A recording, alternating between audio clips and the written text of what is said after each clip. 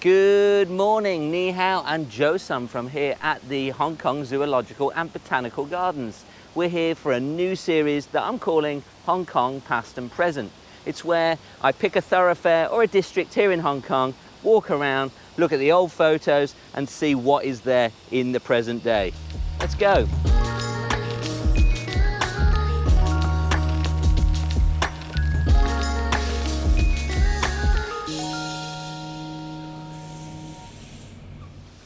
In this first episode, we are going to explore Caine Road in mid-levels Hong Kong. So Hong Kong here in South China, a special administrative region of the PRC. Mid-levels located just up from Hong Kong Harbour, about a third of the way up the peak. We're going to take a peek around today and uncover those old photos and see what's there.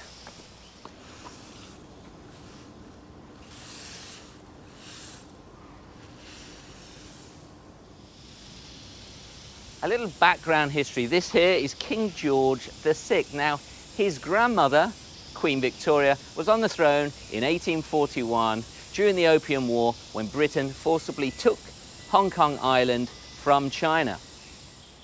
Following the signing of the Treaty of Nanking back in 1842, the city of Victoria, as it was now to be called, started to grow here in Hong Kong.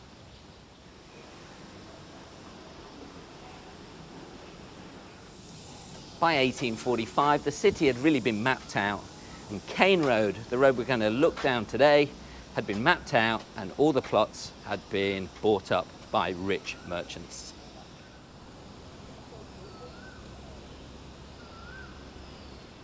Our journey today starts on the slope behind Caine Road. Right behind me here, through this gap, is the Catholic Cathedral here, built in 1888. There were two previous cathedrals built further down, and then space was needed for a bigger one due to an influx of Catholic people from places like Portuguese Macau, and this one was built in 1888. Next to the cathedral was an amazing bell tower or campanile. Even though the cathedral was built in 1888, the tower was not finished until 1904. In this picture you can see that it's about half built.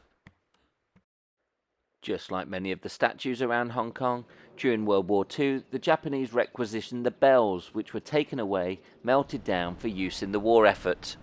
Following that, Bishop Valtorta sold the now redundant wooden beams that had supported the bells. They were sold as firewood to raise money for his charitable works feeding the poor. The tower ended the war without any roof or bells and was eventually demolished in 1947. And here we are. Number 1 Caine Road. It's 950 metres to the end of Caine Road today that we're going to walk. Either side we'll dip in and up down alleys, across terraces to have a little look at the history either side of Caine Road. But just so we can start, just around the corner here is Upper Albert Road, and that is where the Governor's Mansion was. And then down this road here we have Arbuthnot Road, and that takes you down to the Magistrates, where we'll find out all about that in a short while.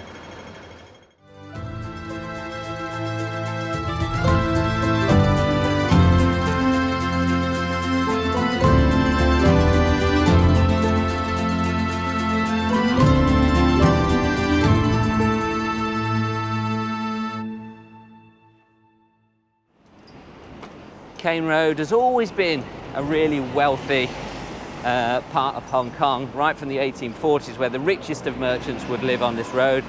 And now house prices, apartment prices should I say, are really expensive.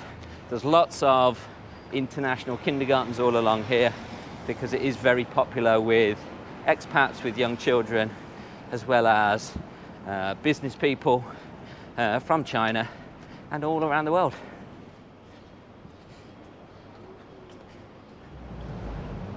In 1860, 6 Italian Convent sisters arrived here in Hong Kong and purchased the land on the other side of the road. They built a church here. The cathedral is just behind there as well. And then right in front of me was a very beautiful Italian convent back in the day. Let's see where it once stood.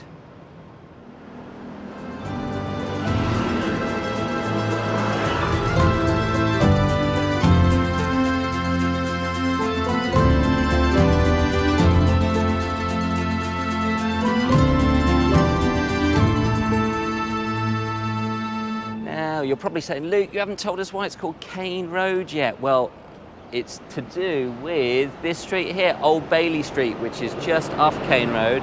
We're going to walk down and see the old jail and learn a bit more about William Caine, the first magistrate here in Hong Kong. Okay, so this is the southwest corner of Old Bailey Street. Old Bailey named after the Old Bailey in London, as is this old lane here, Chancery Lane, named after the Chancery in London too. This is the back end of the jail, and then we've got the west side. Now you see an interesting photo here from 1970 where the prisoners would come out of this exit and head down the steep slope. In fact, locals used to call this the long slope, where prisoners would come out and take the long walk back down to the Chinese area, further down and to the west of here.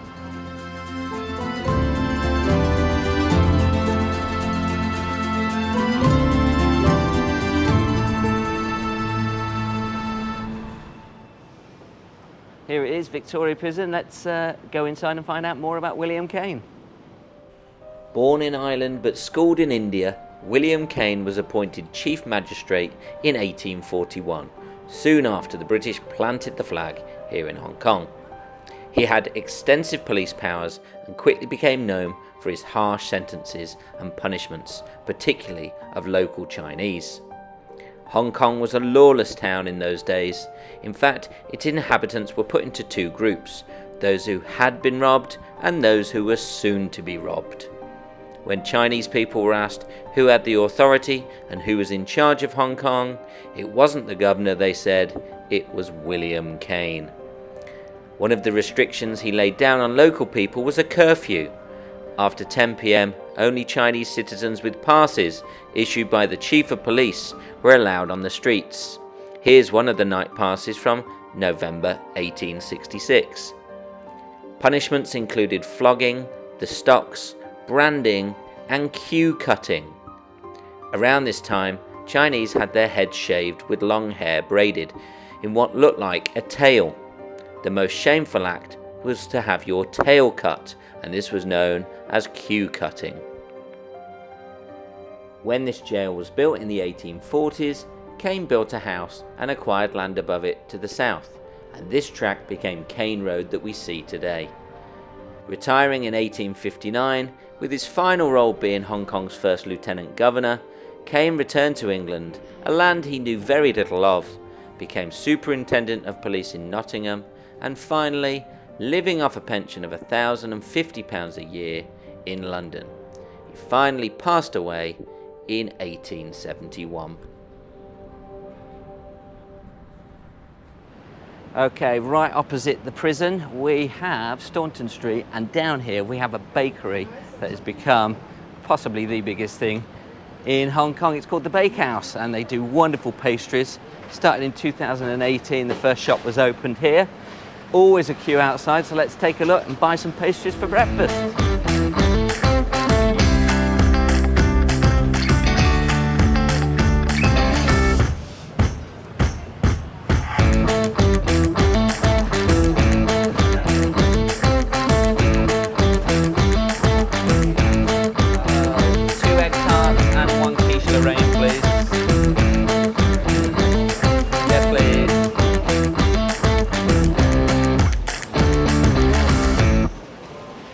So this brings us out straight on the mid-level escalator, and we need to go back up to Caine Road now to eat these. I've got a nice little terrace to take you to. Now unfortunately, because it's still morning, the escalator is going down to take people down to the city, and then later on this morning it changes to go up, so we've got to walk up these steep slope to get back up to Caine Road. Here we go.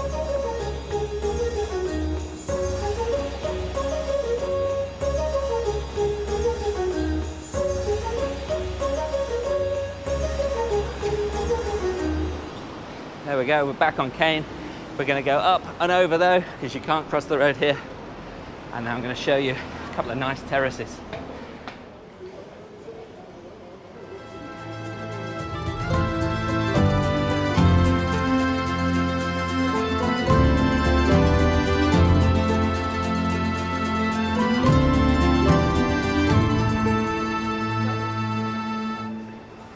Great little coffee shop here, Blend and Grind, home to many friendly Scottish professors of education over the years. About 50 metres up the escalator from Caine Road, we have Jamia Mosque. This was the first mosque to be built here in Hong Kong. In 1841, when the British arrived, they brought with them Indian businessmen, but also soldiers of the Islamic faith. So the moment they got here, they needed a place to worship, and this was the place where they first did. And almost opposite the mosque, we have Rednaxela Terrace. Very famous here in Hong Kong, one for its name and also for someone famous who lived here. I have already done a video on this, so if you want to find out who lived here and why it's called Rednaxela Terrace, you need to go to my Cebu video. Don't forget to like and subscribe while you're there as well.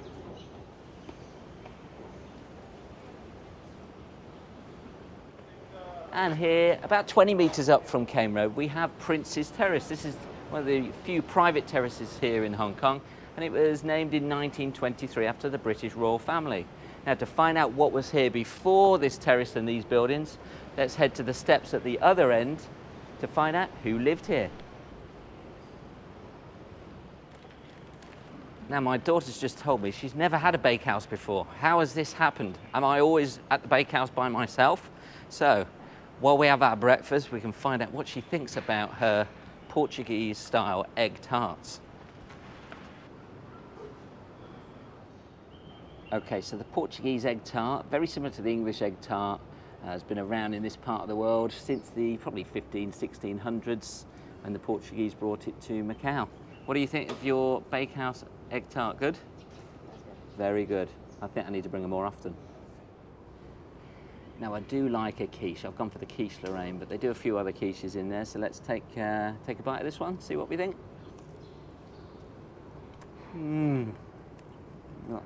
Very nice. Good amount of ham in there. Definitely be back, I think, in the near future to Bakehouse.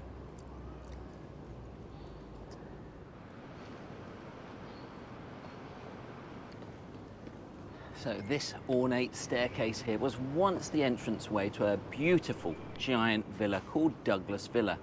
It was named after Douglas Leprake, who was a very early 1840s merchant from Scotland who owned property all around Hong Kong, but particularly on the west side at Pok Fu Lam. Now, we know from a newspaper cutting from 1885 that an auction took place here, and it was the home of a Colonel Mosby. Now, he's an interesting guy because he was the US consul here in Hong Kong, and he was a Confederate. This is about 15-20 years after the end of the American Civil War. But President Grant put a Confederate man in charge of the consulate here in Hong Kong. In fact, Colonel Mosby ended up becoming quite close friends with Grant, and when President Grant, when he finished being president, he did a world tour. He came and probably stayed with him on this terrace in Douglas Villa here in the 1880s. Now, as we climb the steps, we come out on Peel Street, named after Robert Peel, who was the Prime Minister of the United Kingdom in the 1840s, and also the founder of the modern police force in the UK. And just down here, on the corner of Peel Street, was the former police station here, police station number 9 on Caine Road.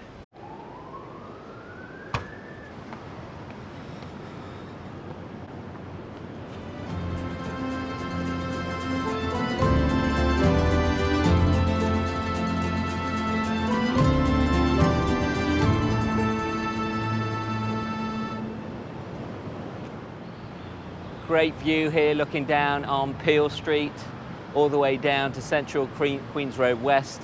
You would have seen the harbour back in the day, but we've got some buildings in the way now. But this is one of the best ladder streets to look down because many others have been covered with buildings or are overgrown with trees.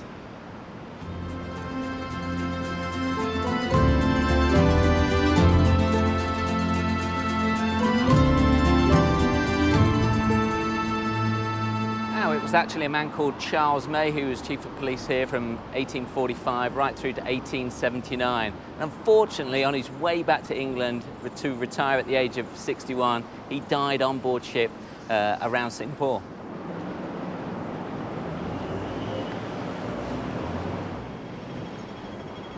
Great place if you want good fish and chips here, hooked on Caine Road.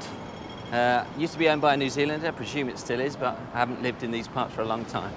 Right, now just up here we have Caine Lane, and Caine Lane I never even knew existed until I did a bit of research about this. So let's take a closer look at the lane and the very famous house next door. This is the old Kom-tongHall, home to Ho Kom-tong, who was the younger half-brother of Sir Robert Ho Tong, one of Hong Kong's wealthiest businessmen. Ho Kom-tong was born in 1866 and was brought up in this area. In fact, he attended Central School just down the hillside. After becoming an assistant comprador for Jardine Matheson in 1901, Ho became decidedly richer by trading in sugar, cotton and eventually opium. The house we see today was rebuilt in 1914 by Ho Kom-tong and is now the Yat Sen Museum. When he died in 1950, his funeral was said to have been one of the grandest Hong Kong had ever seen. There's a photo of the funeral procession being led out of the door here back in 1950.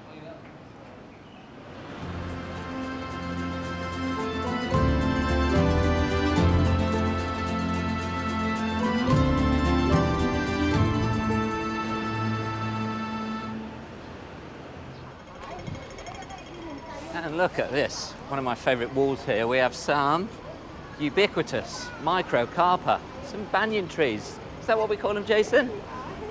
A beautiful, ubiquitous banyan tree. Yeah. And then right behind, on the other side of the road, we have Albron Court.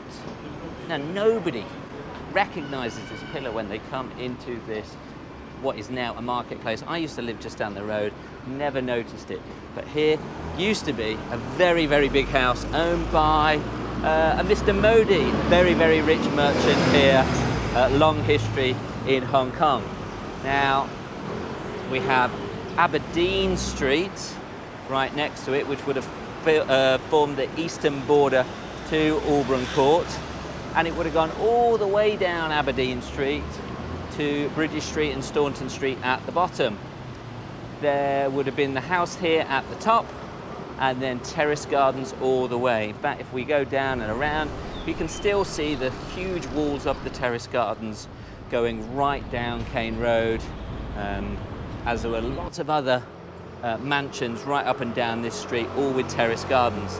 Now, by the 1880s, that land had been sold off, and terraces and streets have been created, and houses and shop houses have been built on the site as the property prices here in Hong Kong were skyrocketing.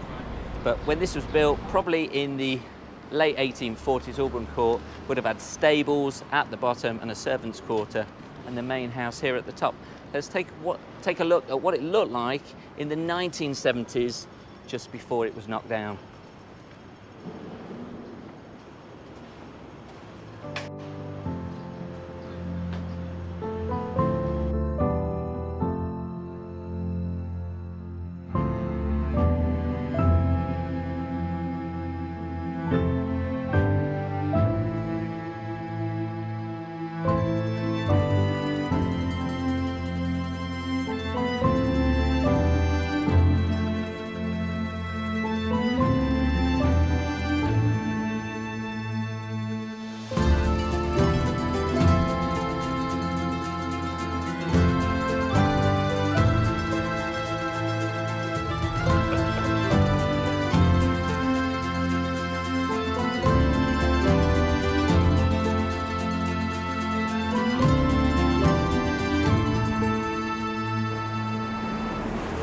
Back in the early 1900s, this house here, grand old house, would have been owned by Mr. Chung, and before that, Sir Paul Chater, who was one of the richest people ever to have lived here in Hong Kong.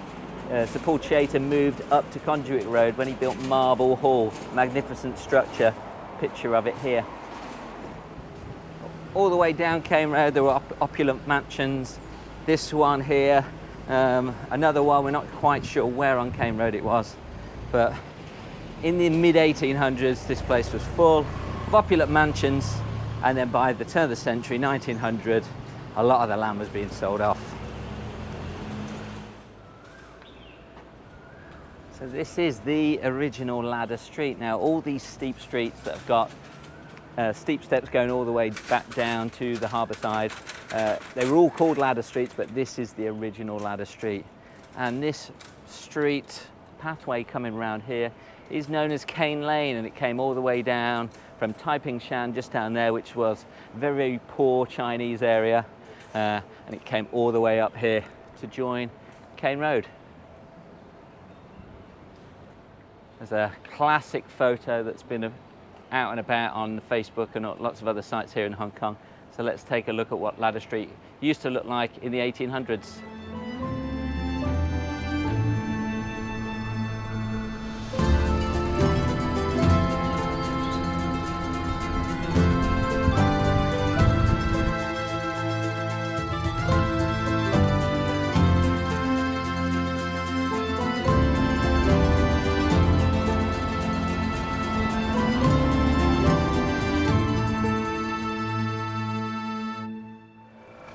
Now we're on the final bend here on Caine Road, but still lots of history to go through as I spin you around. This final bend here used to house the police married quarters. If you were an inspector in the Hong Kong police force, I guess mainly British inspectors, you were housed on this row of terraced houses here. Before that, there used to be a water tank, and that water tank was used to provide fresh drinking water to the people in Taiping Shan and to Caine Road. Just above here on the hills there were some filtration beds. The water would run off the mountain into the filtration beds and then feed into the water tank. Here's a picture of the water tank right here from the 1800s. And as we turn around, we can see what is now a wonderful park for children to use, and then Yat Church in the background. We still have the original wall on the right hand side, and as we look down, you should be able to just see the Hong Kong Museum of Biological Sciences, the old pathology building. It's had many different names in the past. We will go down and explore this part of Hong Kong because it's fascinating. This is the old Chinese part. Everything north of here is the old Chinese area of Taiping Shan. So join me on another adventure as we go down there.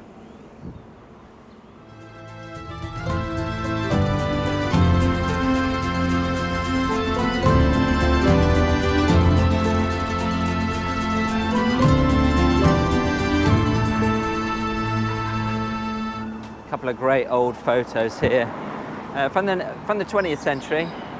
One here of the church with the police married quarters on the left, and then also just around the corner here where apparently there used to be some ambulance sheds, because this is where Caine Road meets Hospital Road. There used to be some ambulance sheds just here, but there's another old photo from the start of Caine Road that looks back here at what the police married quarters would have looked like.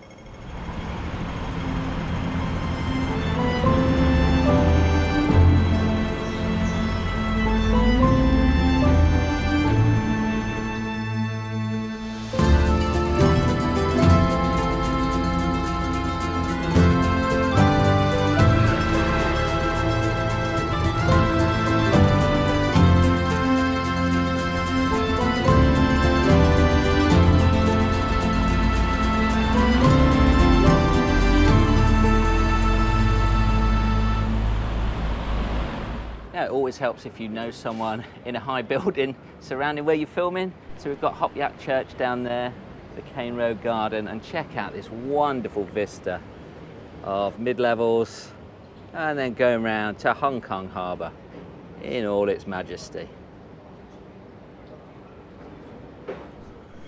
So technically this is the start of Caine Road here, but I do want to show you just two other things before we finish, because I used to live just a stone's throw from here and used to pass a couple of buildings every day, but we can find out a little bit more about the history.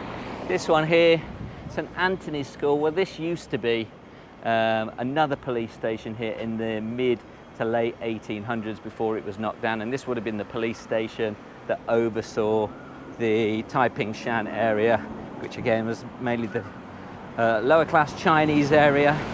And then right opposite, we can see an old coolie building built in the early 1920s here. It's actually called Upper Station Street because of the police station that once was here. I always thought that this was a hospital building because this is technically Hospital Road, but no, it was an old coolie building. And every day I used to catch my taxi down to school, up my friends, down this steep street here, and on very wet days and typhoon days, I would have very wet feet before I got to his house. Luckily, just around the corner, there is, I think, possibly the only public toilet in the Caine Road area, which is just down these steps on the left. But we're going to take a look at this area, Taiping Shan, at another time. Thanks for joining me today here on the first past and present for Coastie Explores. Hope you've enjoyed it. Do like and subscribe, and we'll catch you on the next one.